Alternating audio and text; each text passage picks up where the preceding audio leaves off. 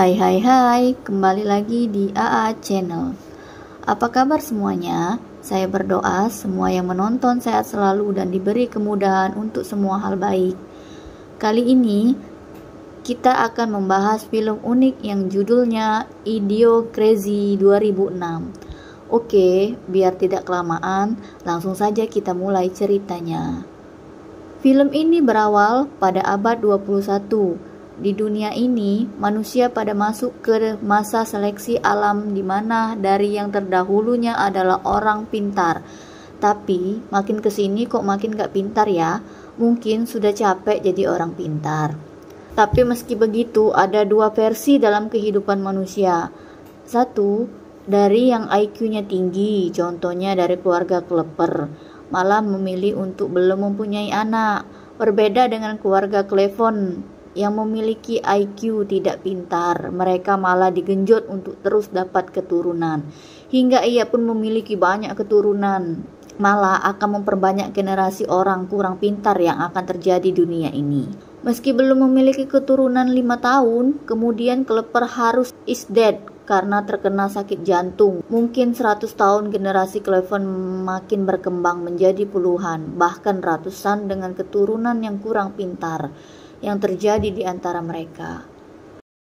Lanjut kita ke area pangkalan militer yang bernama Joe, memiliki IQ cukup tinggi, namun hanya duduk sambil bersantai nonton di televisi dan diundang untuk menyaksikan pertunjukan, di mana dalam sidang militer dikatakan Joe yang tersisa orang pintar yang ada di militer saat itu, di mana komandannya akan menyuruh Joe untuk percobaan hibernasi untuk masa depan yang lebih baik dari keturunan Joe, untuk menyelamatkan umat manusia dari orang kurang pintar tadi. Dan mereka sudah menyiapkan orang pintar lainnya, seorang wanita yang bernama Rita. Dengan kesepakatan itu, Rita mau mengikuti instruksi komandan, namun dengan syarat status hukuman dan mucikarinya dilepaskan atau dibebaskan. Dan Colin, komandan yang memimpin rapat ini, pun malah menampilkan foto dia di tempat prostitusi. Alamak. Dan dengan malunya, Colin langsung mengalihkan pembicaraan bahwa dia akan membekukan Joe dan Rita selama setahun, yang dimulai esok hari. Rita yang memiliki sifat aneh sungguh beruntung dipertemukan dengan Joe yang seorang yang pintar dan cool, dan mereka berdua pun dimasukkan ke dalam berbentuk seperti peti dan akan dibangunkan setahun kemudian. Setelah berlangsung proses itu, ternyata Colin, komandan tadi, ditangkap dengan kasus prostitusi yang dia lakukan, dan akibat perbuatan tersebut markas militer pun dihancurkan. Namun dalam kasus ini tidak ada yang mengetahui Joe dan Rita masih ada di dalam peti tersebut dalam misi kebaikan umat manusia, sehingga Joe dan Rita yang awalnya akan dibangunkan setahun malah sampai puluhan dan sampai ratusan tahun, sampai di mana manusia yang kurang pintar tadi menjadi bodoh. Tepatnya di tahun 2505, manusia yang tidak memiliki pola pikir nampaknya menjadikan bumi menjadi buru, di mana sudah sampai segunung yang memenuhi sudut bumi ini. Waduh, ada-ada aja. Bahkan sampai itu pun longsor. Lanjut, ternyata Joe yang awalnya tertidur lama terbangun dalam ruangan kamar seseorang yang sangat jorok bernama Frito. Joe yang melihat keadaan merasa aneh karena bumi sudah kacau, bahkan ia meminta bantuan. Malahan dia anggap aneh dan ia mendatangi rumah sakit. Malahan dianggap tempat bar dan aneh, dan dokter berperilaku seperti orang gila di zaman ini. Membuat Joe sadar kalau dia sudah terbangun di zaman yang sangat jauh berbeda, di mana dia awal tidurnya, di mana ekonomi dunia sangat kritis dan kacau. Apalagi Joe sudah dicurigai polisi layaknya orang gila dan ditangkap oleh polisi. Dunia ini sudah mulai kacau.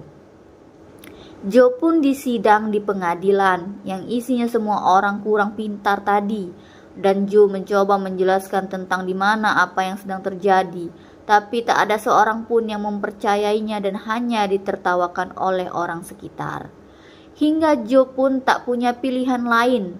Kini Joe sudah merasa pasrah dengan apa yang terjadi pada sementara itu. Di sudut lain kota, Rita yang sudah terbangun juga dia mencoba menelpon sanak saudara, tapi tidak ada yang masuk panggilan tersebut dan dia terkejut, mata uangnya menjadi aneh. Pada hari yang sama, Joe yang ditahan tadi mulai dipindahkan ke tempat tahanan.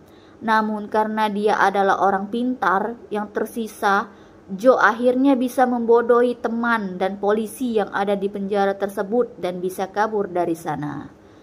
Dan Joe pun bertemu Prito, orang yang bisa membantunya untuk kembali ke masa lalu dengan mesin waktu. Dan Joe berjanji kepada Prito, jika dia bisa kembali ke masa lalu dengan mesin waktu, Joe akan memberinya uang 100 miliar. Meski bodoh, tapi masalah uang masih aja paham. Hahaha. Dan tentu saja Prito langsung deal dan menyetujuinya. Dan tak lama kemudian Joe berhasil menemukan Rita. Tapi anehnya Rita malah senang dengan kehidupannya yang sekarang. Karena semua orang bisa dibodohi. Namun Joe tetap berusaha mengajak Rita untuk bisa kembali ke masa lalu. Meski kurang yakin dengan arahan Prito, namun Joe dan Rita tetap saja mengikutinya hingga di suatu waktu, hingga alat pemindah mendeteksi Joe adalah seorang buronan, langsung mengunci dan ditangkap. Sementara Prito melarikan diri.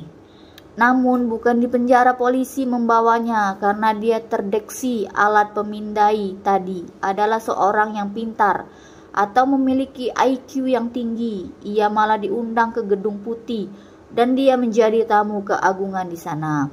Dan disambut oleh orang Gedung Putih yang tajir melintir dan mereka juga punya IQ yang lebih dari orang di luar sana. Saat itu dia juga bertemu presiden yang sedang menjabat, namanya Komako. Dia sendiri yang terkesan dengan IQ Joe, meminta Joe menjabat sebagai menteri. Dan dia juga konferensi pers karena memiliki menteri orang pintar, dan Komako juga meminta untuk Joe bisa memperbaiki kehidupan rakyatnya. Dan Joe dipawai keliling kota. Dan sungguh tak disangka, dari awalnya tahanan sekarang malah menjadi menteri dan malah memimpin rapat pemerintahan. Dengan akal pintarnya, dia mengundang Prito sebagai wakilnya agar bisa memuluskan langkahnya. Kembali ke masa lalu itu dengan mesin waktu bukan cuma Prito. Joe juga meminta Rita untuk menjadi asistennya agar semakin mudah langkahnya untuk bersama-sama kembali ke masa lalu itu. Namun belum sempat berhasil, Joe kembali ke penjara dengan kasus penipuan atas tumbuhan mati. Dan atas itu juga dia dipenjara dan dirantai. Namun tak sampai di situ, Joe yang terus berusaha tetap meminta Rita untuk meminta bantu Prito untuk bisa kembali ke masa lalu. Karena kesalahan Joe mengarahkan air mineral murni ke tumbuhan dianggap sebagai sesuatu yang salah, maka Joe dihukum mati oleh pemerintahan. Namun dengan cara ditabrak. Karena kesalahan Joe mengarahkan air mineral murni ke tumbuhan dianggap sebagai sesuatu yang salah, maka Joe dihukum mati oleh pemerintahan. Namun dengan cara ditabrak mobil, dirantai, dan bahkan dibor. Dengan kondisi seperti itu, Prito dan Rita melihat tumbuhan dengan mineral mulai tumbuh. Dia pun berusaha datang dan meyakinkan warga bahwa hasil dari pemikiran Joe itu baik. Dengan berbagai cara, akhirnya terbukti apa yang dikatakan Joe benar dan Joe dibebaskan. Kehidupan Joe, Rita, dan Prito pun berubah drastis dan jauh lebih baik hingga akhirnya film pun tamat.